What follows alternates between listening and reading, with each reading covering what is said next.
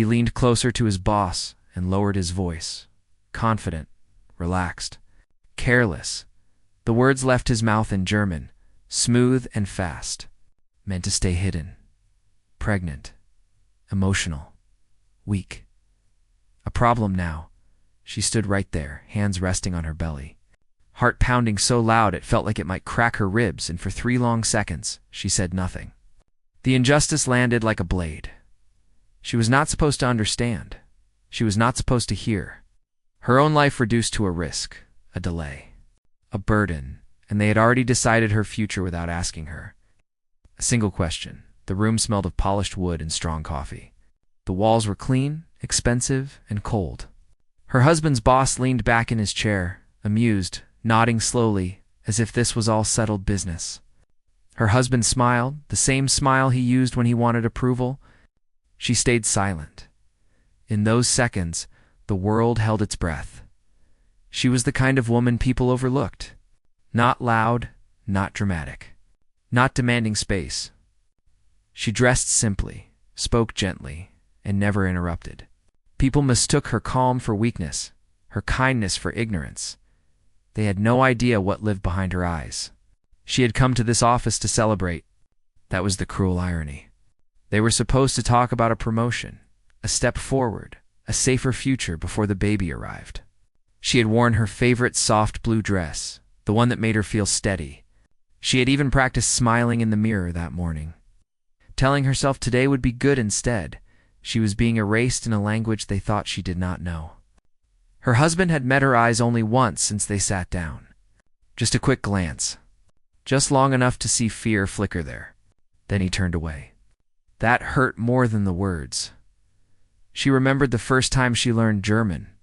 She was 19, standing alone at a train station in a country that smelled of rain and iron rails. She had been scared then too, lost, quiet, determined to survive. Back then, no one had held her hand. No one had translated life for her. She learned because she had to, because silence had once cost her everything. Her past came back in fragments while the men talked over her future.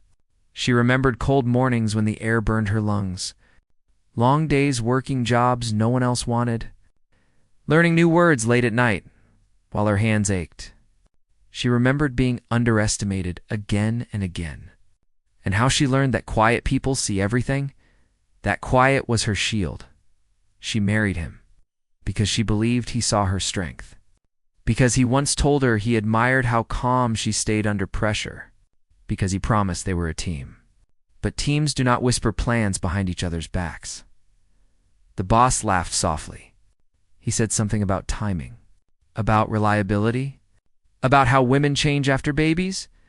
He said it casually, like it was common sense, like it was weather. Her husband nodded again. Around them, the office stayed still. Papers stacked neatly.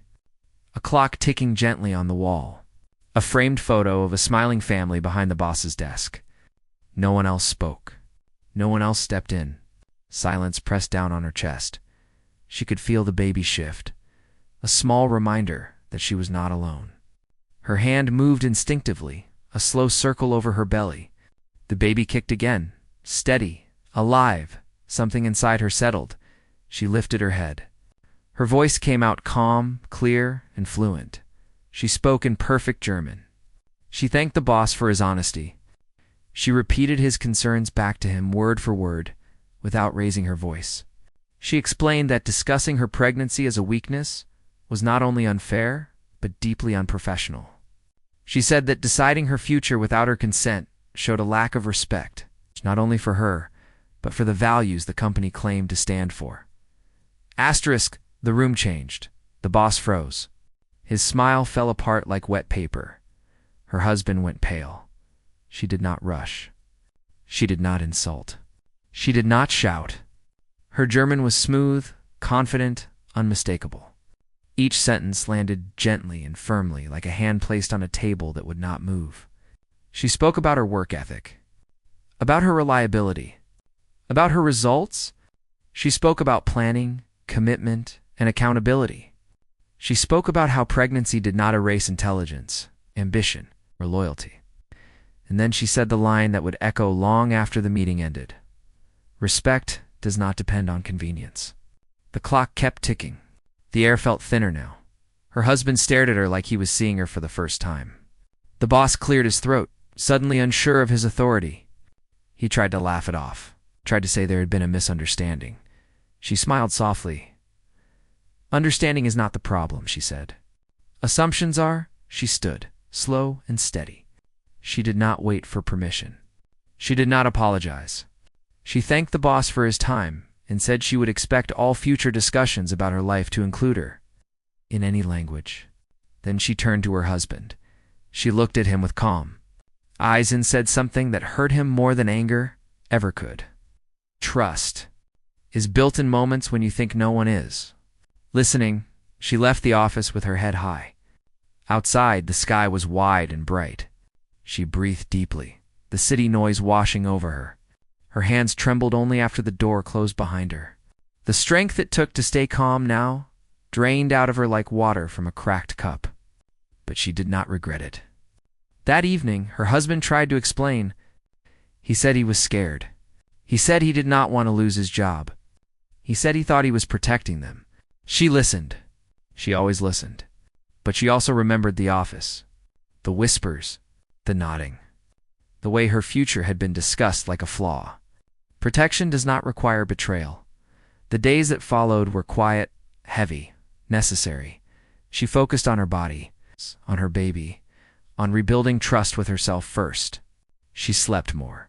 She walked slowly. She let the truth settle at work. Something shifted. The boss avoided her eyes. Meetings became formal. Her contributions were suddenly documented carefully, respectfully. HR reached out, careful and polite. Silence had done its work. Her husband began to change too. He asked before speaking. He listened more.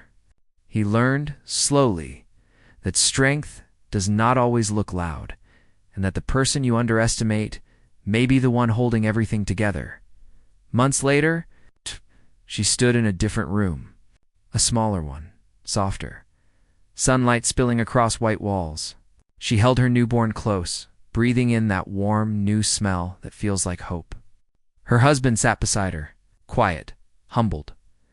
Present, she looked down at her child and made a silent promise. You will never grow up believing your voice. It does not matter. The world will try to speak over you. It will try to decide your worth in rooms where you are not meant to understand. Let them talk. Let them assume. And then, when the moment comes, speak with clarity, with dignity, and with truth. Because silence is not weakness. Silence is preparation. And when you finally speak, the world listens.